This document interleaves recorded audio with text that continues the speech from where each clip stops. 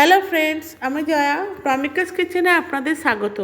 আজকে আমি আবার একটা নতুন রেসিপি নিয়ে এসেছি। আপনাদের কাছে অনুরোধ, আপনারা প্লিজ কেউ স্কিপ করে দেখবেন না। স্কিপ করে দেখলে কিচ্ছু বুঝবেন না। তাই আমি এই রেসিপিটা বানানোর জন্য আমি এখানে নদীর ছোট্ট চুনো মাছ নিয়েছি, মিষ্টি জলের মাছ। এটা বানানোর জন্য আমি এখানে 1 চা চামচের মতো সাদা সর্ষে নিয়েছি। আপনারা চাইলে কালো সর্ষে নিতে পারেন, তবে কালো সর্ষে থেকে সাদা সর্ষে খাওয়াটাই ভালো। আমি তাই সাদা সর্ষেই ইউজ করছি। আর সম পরিমাণ মানে 1 চা চামচের মতো রাঁধুনি নিচ্ছি। সর্ষে আর রাঁধুনি একই পরিমাণে নিয়েছি। নিয়ে আর নিচ্ছি 5-6 কোয়া রসুন আর 6-7টা কাঁচা লঙ্কা দিয়ে এটা একটা ভালো মিহি পেস্ট বানিয়ে নেব। পেস্টটা আমার বানানো হয়ে গেছে। পেস্টটা ঠিক এরকমভাবে ভালো পেস্ট বানিয়ে নিয়েছি আমি একটা। এবার মাছগুলোকে আমি ভালো করে ধুয়ে ওয়াশ করে একটা বাটিতে নিয়ে নিচ্ছি, বাউলের মধ্যে ট্রান্সফার করে নিচ্ছি। নিয়ে এবার আমি 2টো মিডিয়াম সাইজের পেঁয়াজ নিয়েছি। পেঁয়াজগুলোকে আমি লম্বা লম্বা করে কেটে নিচ্ছি। নতুন বন্ধু যদি কেউ আমার চ্যানেলে থেকে থাকেন, তাদের কাছে আমার অনুরোধ, আমার চ্যানেলটাকে সাবস্ক্রাইব করে নেবেন এবং পাশে থাকা বেল আইকনটা অতি অবশ্যই প্রেস করবেন, কারণ আমি যখন কোনো ভিডিও আপলোড করব সবার প্রথম আপনাদের কাছে পৌঁছায়। এবং পুরনো বন্ধুরা, আপনাদেরকেও বলছি, আপনারা অবশ্য জানেন। আর পুরনো নতুন উভয় বন্ধুকেই অনুরোধ করছি, কেউ প্লিজ স্কিপ করে দেখবেন না। স্কিপ করে দেখলে কিচ্ছু বুঝতে পারবেন না। এবার আমি এখানে কিছুটা ধনেপাতা নিয়েছি, নিয়ে ধনেপাতাগুলোকেও আমি চপ করে নিচ্ছি। আর ভিডিওটা ভালো লাগলে অতি অবশ্যই লাইক শেয়ার কমেন্টস করবেন।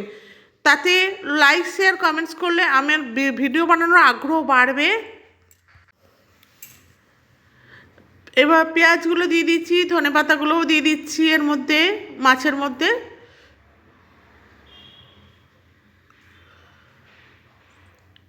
এবার দিয়ে দিচ্ছি 1 চা চামচের মতো হলুদ গুঁড়ো,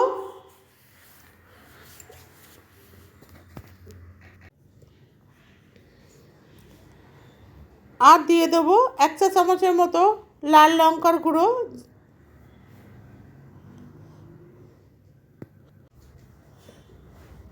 আর দিয়ে দিচ্ছি স্বাদ মতো লবণ,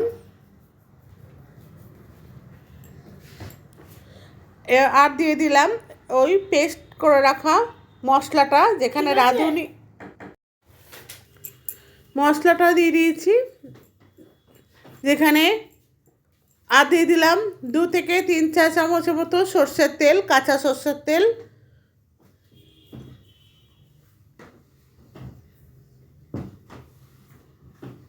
দিয়ে সমস্ত উপকরণগুলো আমি ভালো করে মাখিয়ে নিচ্ছি।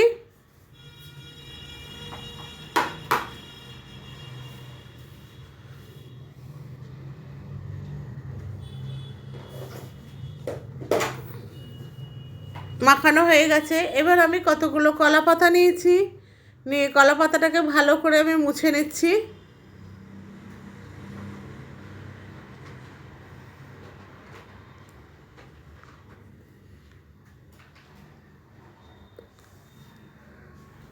সমস্ত পাতাগুলো মোছা হয়ে গেছে।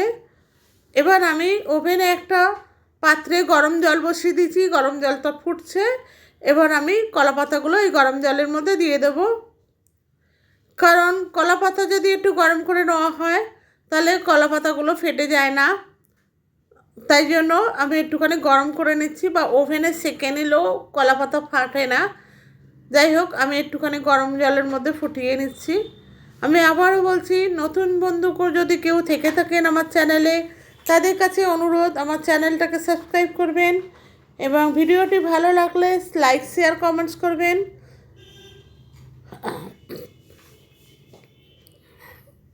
আর পাশে থাকা বেল আইকনটা অতি অবশ্যই প্রেস করবেন, কারণ আমি যখন কোনো ভিডিও আপলোড করব সবার প্রথম আপনাদের কাছে পৌঁছায়।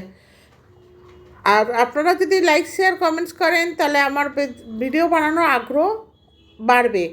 যাই হোক, পাতাগুলো সেদ্ধ করা হয়ে গেছে। এবার একটা আমি প্লেট নিয়েছি, নিয়ে তার উপরে কলা পাতাগুলো বিছিয়ে নিচ্ছি। নিয়ে এবার আমি কিছুটা ওই ম্যারিনেট করা মাছগুলো আমি দিয়ে দিচ্ছি।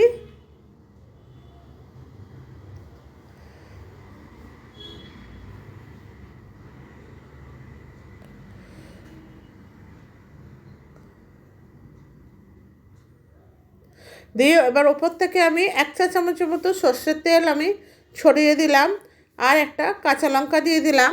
দিয়ে এবার এটাকে ভালোভাবে আমি মুড়ে নেব।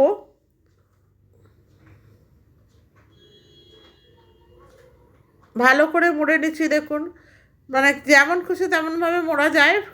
কারণ কলা পাতা যদি একটু মানে গরম করে নেওয়া যায় তাহলে এটা আর ফাটে না, নাহলে কলা পাতা কিন্তু একটু হালকা এতেই ফেটে যায়। এইভাবে আমি মুড়িয়ে নিচ্ছি। আপনারা যদি ভিডিওটা স্কিপ করে দেখতেন বা দেখেন তাহলে কিচ্ছু বুঝতে পারবেন না। সুতরাং ভিডিওটা শেষ পর্যন্ত দেখুন, আশা করছি ভালো লাগবে।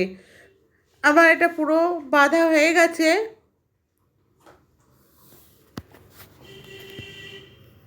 আমি দুদিক দিয়েই বাঁধছি যাতে খুলে না যায়, সেই জন্য।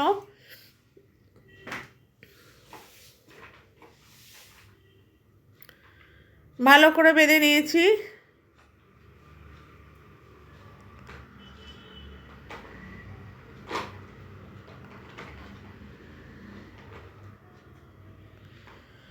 এইভাবে আমি সমস্তগুলো একটার পর একটা বেঁধে নেব।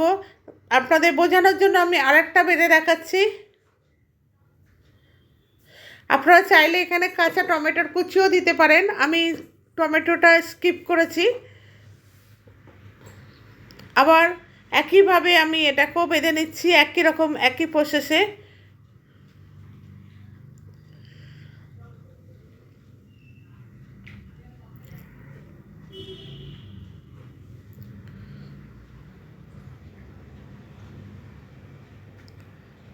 একইভাবে আমি মুড়ে নিচ্ছি।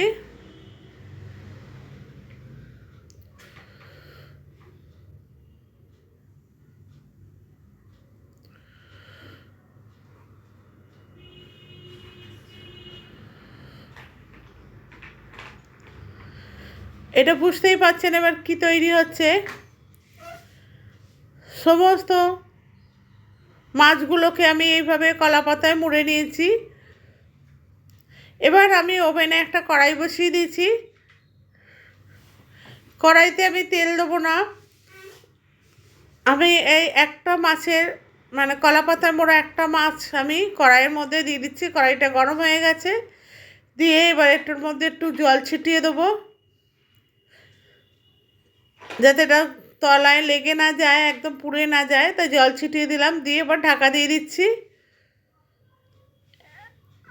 একবার খুলে দেখে নিচ্ছি, নিয়ে আবার এটাকে উল্টে দিলাম অপর পিঠটা হওয়ার জন্য। দিয়ে আবার আমি ঢেকে দিলাম।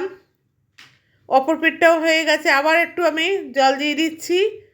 এইভাবে আমি অন্তত 8 থেকে 10 মিনিট রান্না করব, যাতে এরম জল ছিটিয়ে ছিটিয়ে যাতে এটা ভালোভাবে সেদ্ধ হয়, ভেতরের মাছগুলো যাতে ভালোভাবে সিদ্ধ হয়ে যায়। এটা আমার হয়ে গেছে। আমি এবার এটাকে একটা পাত্রে নামিয়ে নিচ্ছি। এইভাবে আমি সমস্ত কলাপাতা মোড়া মাছগুলো করে নেব। আর একটা আমি দিয়ে দিচ্ছি, দিয়ে আবার আমি একটু জল ছিটিয়ে দিচ্ছি, দিয়ে ঢাকা দিয়ে দেবো। আমার এটা হয়ে গেছে পুরোটাই। আমি নামিয়ে নিচ্ছি সব কটা, দেখুন। এবার আমি খুলে দেখাচ্ছি, দেখুন কত সুন্দর রান্না হয়েছে। আর যেরম সুন্দর দেখতে হয়েছে তেমনি সুন্দর খেতেও হয়েছে। আপনারা এটা বাড়িতে বানাবেন, দেখবেন গরম ভাতের সাথে ভীষণ ভীষণ টেস্টি লাগে খেতে। দেখুন কত সুন্দর হয়েছে।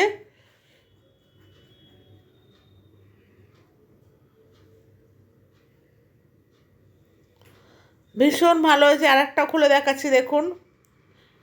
ভিডিওটি শেষ পর্যন্ত দেখার জন্য ধন্যবাদ।